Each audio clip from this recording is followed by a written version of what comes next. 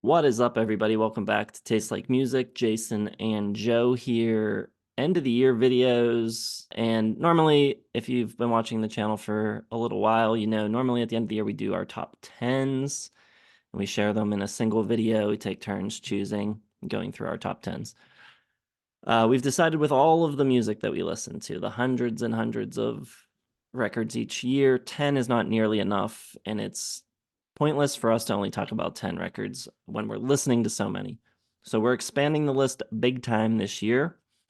We are going to have a top 25 where Joe and I trade our lists back and forth. But even 25 is not enough. So we are expanding all the way to 100, and we're each going to have our own episode where we just blast through honorable mention style from 100 to 26. Joe is going to go first. Hopefully this video is not too long. We're not going to give you detailed reviews, but we want to shout out as many albums as we can. Hopefully help you find some new favorite. So I hand it over to Joe. All right, we'll discuss how we feel about the years. We'll do that in our top 25, I think. So these are the things that I like. I don't know if I'd recommend all of them. For fans of the genre, sure. I usually say 8 and above, I recommend. And we're not going to get to the 8 and above until number 62. So just bear with me as I run through. 62 four-star albums is a lot for a year for me. And these ones, just kind of right on the edge. Maybe I didn't listen to them enough. Maybe they just, didn't have that big single or something to really pull me in. Genres that I don't usually love. So we'll start with number 100 here, a genre I don't love.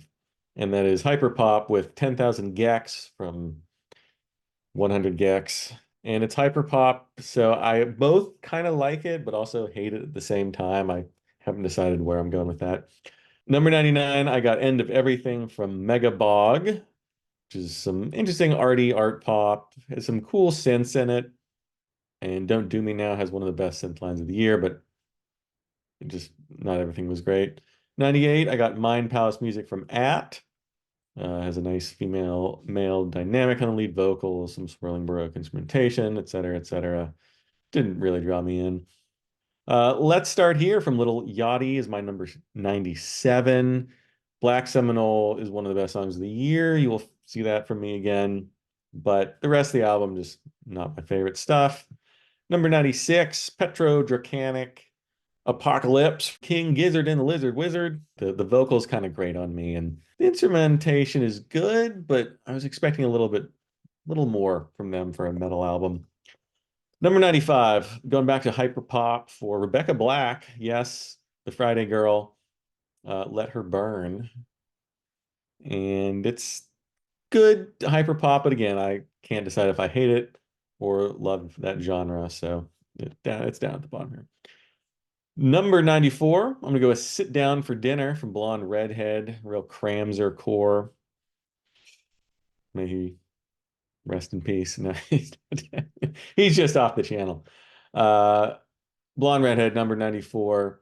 Some interesting stuff on it. Not my favorite genre, though. It's a little too indie for me. My number 93 is going to be Holy Bible from the band Flory, which sounds exactly like Neil Young's Ditch trilogy, but in kind of a cutesy indie rock way. Number 92, Mirror to the Sky from Yes. I think it's surprisingly good for a band in their seventh decade. A little bit impressed by that one. Number 91, Thy Socialite from Slug. Some zany indie rock for you. The Slug is our first in common in the top 100. So we're on Okay. different pages so far. Yeah, I mean, What are you the, thinking for total in common for the whole top 100s? I think it's the under 50 for sure. Maybe like 30. I think we'll have more in common than you think when we get to the top. Number 90, Bewitched from Leve, or however you say it. I see Luffy, and I always think of One Piece and Luffy. So that throws me off. Valiant attempt to bring back vocal jazz into the mainstream. I hope she's successful, even though I don't love that album. 89, I got Chai with Chai. Nice city pop kind of throwback. I just don't quite vibe with the vocals and the general content of the lyrics. Number 88, I'm gonna go with Mammoth WVH, Wolfie Van Halen's band, Mammoth WVH. I think it's a pretty good hard rock album. Vocally, a little too generic for me, but great guitar work from him. Number 87, an album that fell a lot for me on a second listen, Black Rainbows from Corinne Bailey Rae. And it's one of those albums where it's half really cool stuff and half stuff I just do not connect with at all. Number 86, I'm going to go Zango from Witch, a little Zam rock, Zambian rock. It's like psychedelic garage rock mixed with a little traditional African music. Number 85, one that's seen at the top of some lists here, Javelin from Sufjan Stevens. Great sounding record, but I've just never really connected with Sufjan, and I respect him, but I don't really love his music, and I'm not that interested in what he has to say. 84, Small Town Stardust by King Tuff. It's a solid retro rock album. 83, Lucky for You by Bully. Fits nicely in the female alt rock revival, but it's a little too, I don't know, samey sounding. Kind of got tired of these just very similar sounding tough alt rock ladies this year. Number 82, The King by Anjamile, however you say her name. I love the opener, The King. It's just an awesome song, Electric. And the rest of the album doesn't quite live up to it, but it's pretty good.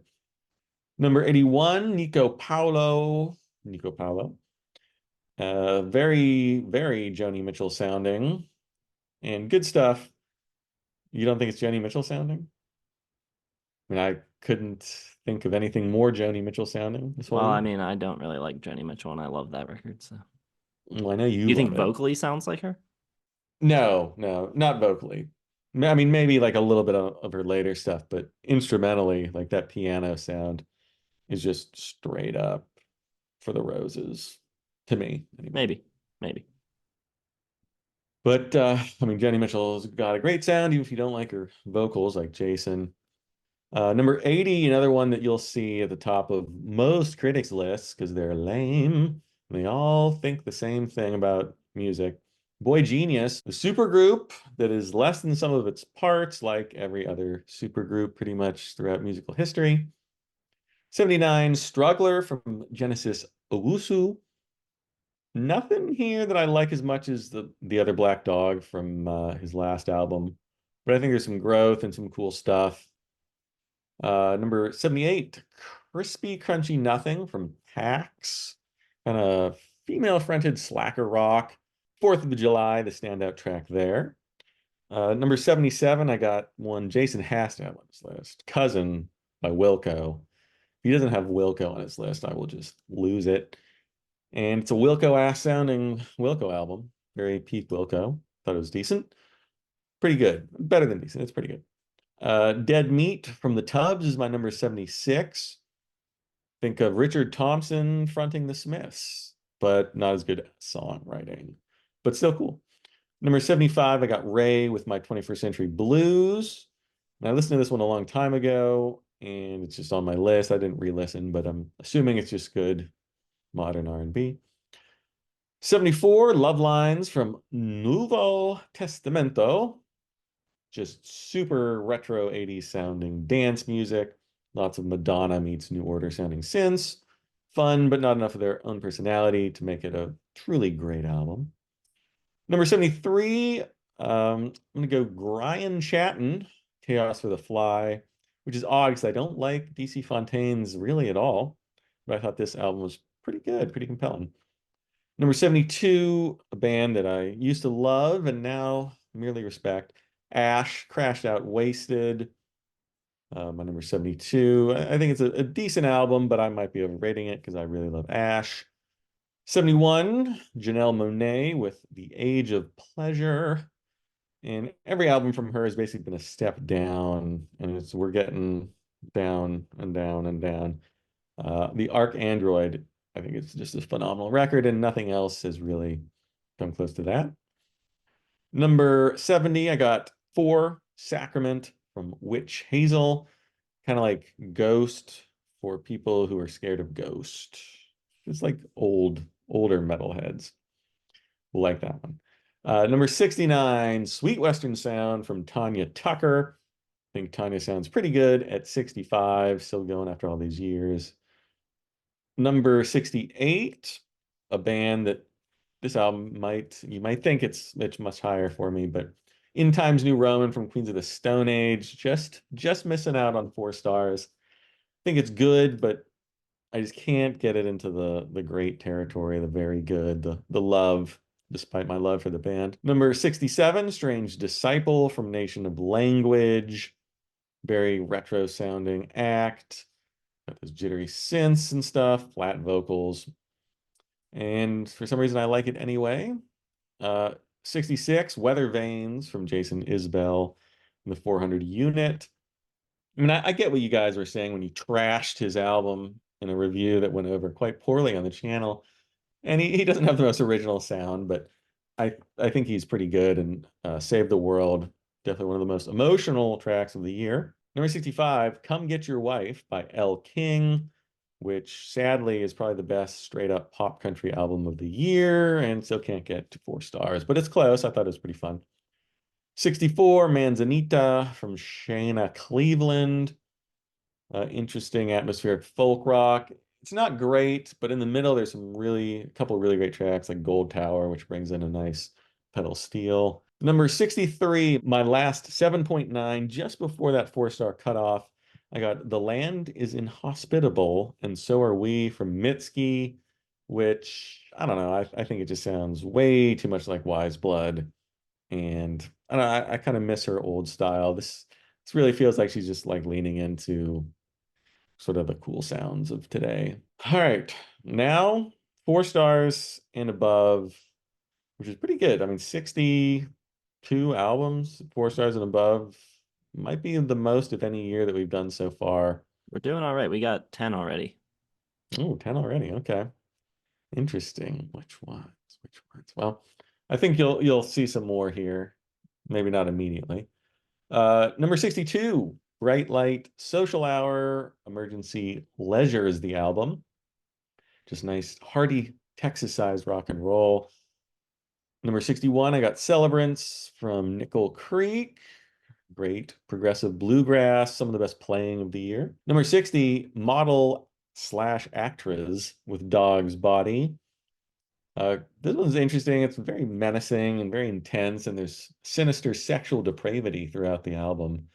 It's pretty minimalist, drum rhythm, heavy, but pretty cool for a genre that I usually wouldn't like very much. Number 59, I'm going to our Discord for not the last time with Melvick Center's self-titled Melvick Center from our very own Will Hilton Mitch. I don't know his real name actually, but he put together a very fun, classic, like 2000 sounding emo record with Melvick Center, which I dug. Number 58, someone that's kind of slipping for me a little bit, Lana Del Rey with Did You Know There's a Tunnel Under Ocean Avenue.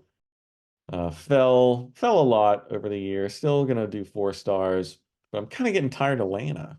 Just too much. She's oversaturating herself. Number 57, I'm gonna go with Late Developers from Belle and Sebastian. Just a fun twee pop record. And the band, they're doing a lot of genres here. It's not just twee.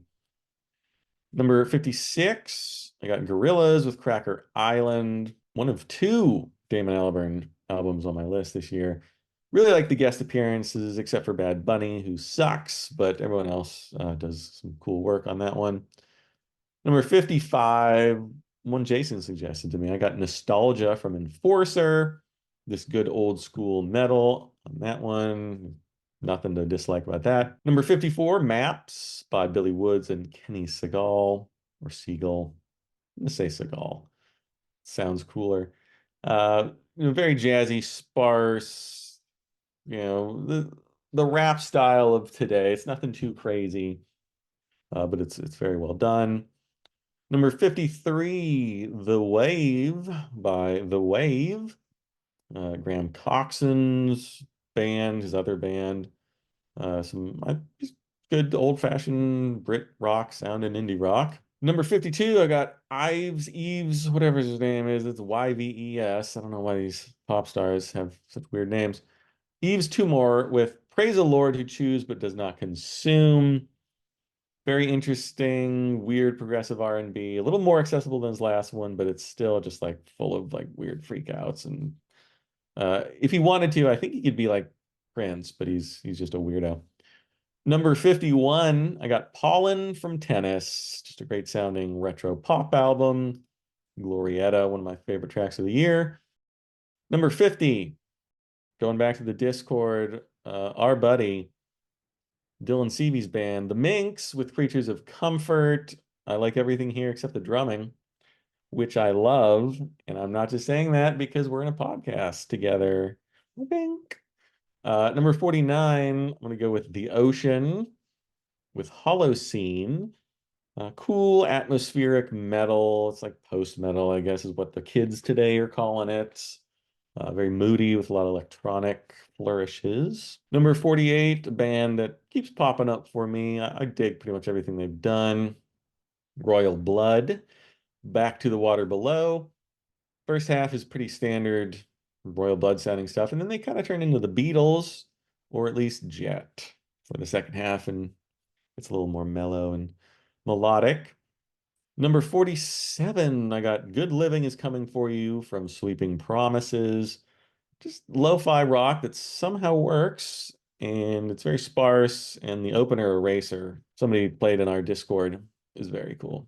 Number 46, I got Raven from Kalela, just good sound in R&B. Number 45, The Ballad of Darren from Blur. This is, I think you can safely say this is their best since, pick your 90s favorite Blur album. Number 44, Gaz Coombs, Turn the Car Around, which fell for me a little bit. It's good. It's just not like super standout uh, for this year, but it's certainly a good record. Number 43, I got World of Hassle from Alan Palomo, aka Neon Indian. His last album won Album of the Year for me in 2015. Big International Night School. And it's a good album. It's very cool. It's got some city pop inspiration, but it's just missing like that cool glitchiness that I loved from him. Number 42. Take a little drink here. If you want to chime in on anything. Well, we got off to kind of a hot start with our 10 in common. We're still only up to 12 in common. So the matches have slowed. Oof. Be tough then. Be tough to reach that 30 mark. I feel like this one's gonna be on your list though. Number 42, Year Away from Casey Johansson.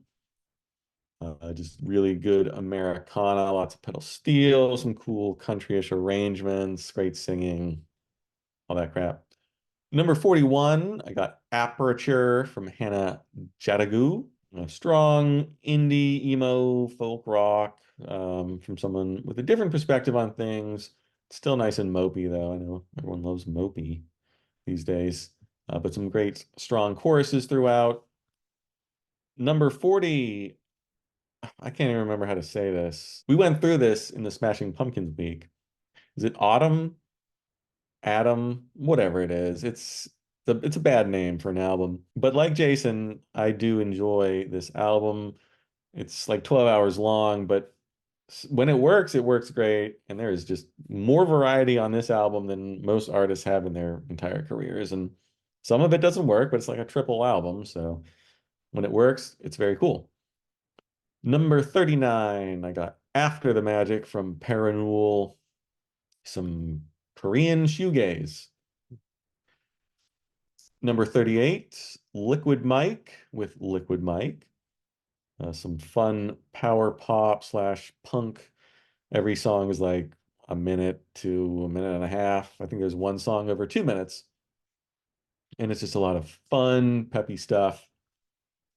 Number 37, Why Does the Earth Give Us People to Love by Kara Jackson. Understated folk, light instrumentation.